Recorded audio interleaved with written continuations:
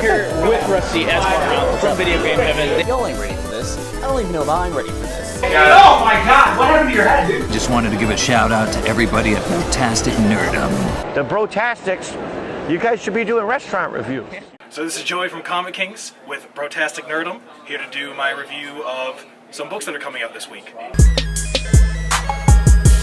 So, first things first, Thanos by Donny Cates and Jeff Shaw from Marvel. This is the last issue of their current arc, Thanos Wins. Super duper heavy ending. No, obviously no spoilers, but I mean, this whole run has been phenomenal from beginning to end. There's one more issue. This is the annual, still written by Donny Cates, but with interiors by a selection of different artists. So definitely check out the annual when that comes out. Captain America 700.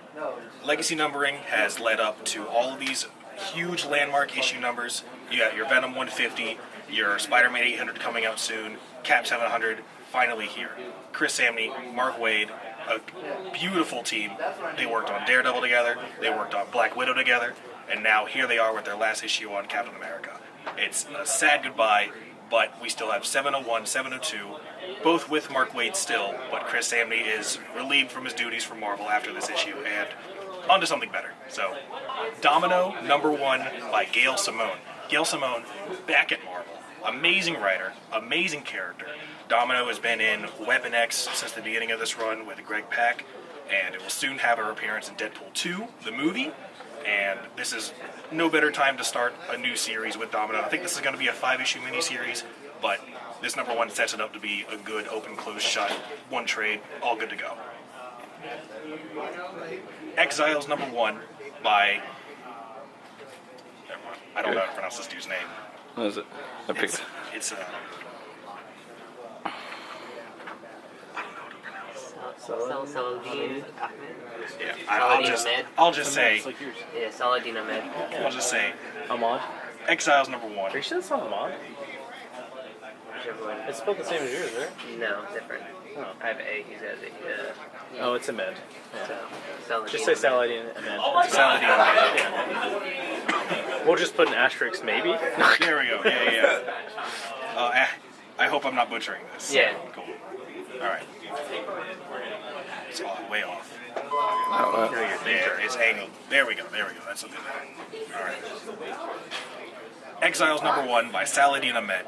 This is the first new series by Saladin following his Black Bolt series, which ended last week at issue #12.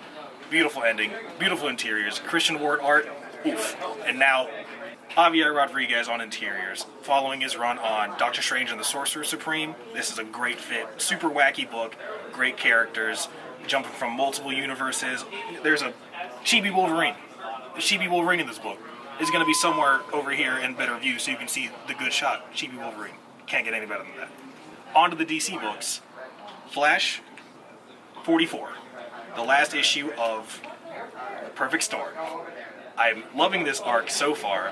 Despite not knowing the issue numbers or the names, everything just kind of flows together. But Wally and Barry, back and forth this entire arc, both not really understanding what is going to happen to them coming up in the future. Maybe it's Flash War, because that's the next arc. It's called Flash War. There was an annual that led into this, but the finale of the current arc of Flash is finally here. The whole Flash film is together. You got Godspeed, Barry Allen, Wally West, other Wally West, and some other tricks up their sleeve. So definitely you want to check this one out.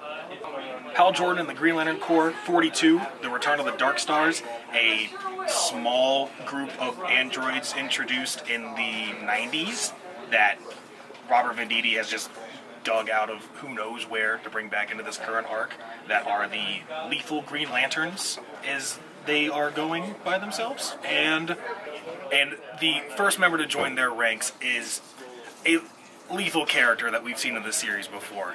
Now, I won't tell you who, but this is going to be a very, very decisive arc for our man Hal Jordan.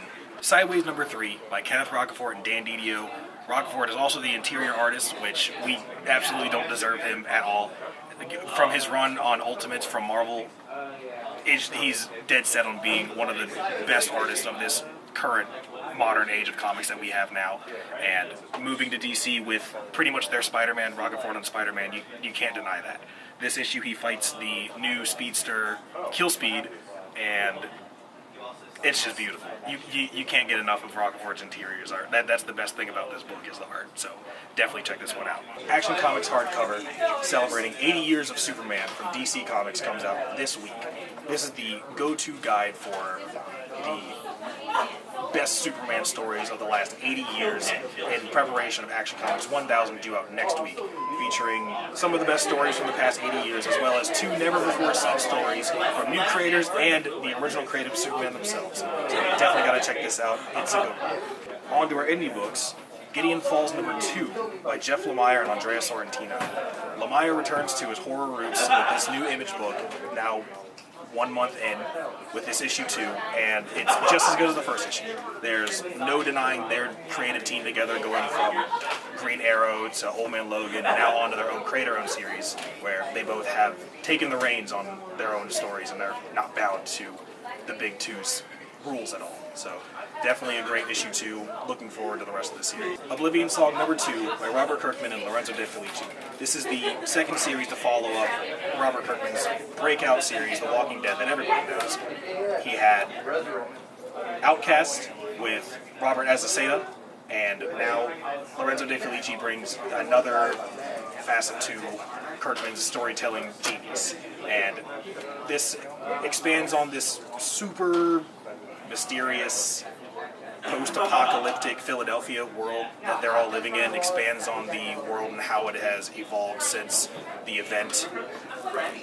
It's really sad. It's really, really sad. This issue, it really sheds a light on post-catastrophe victims and their families, and this series is going to be adventure, sadness, heartbreak, crying. This is going to be a lot of crying. This is a really, really sad series. But definitely, you got to check out any new Kirkman series. You can't go wrong with Kirkman. So, thanks for tuning in. Be sure to follow Brotastic Nerdom on all social medias. Also check out Comic Kings on Facebook and Comic Kings VB on Instagram.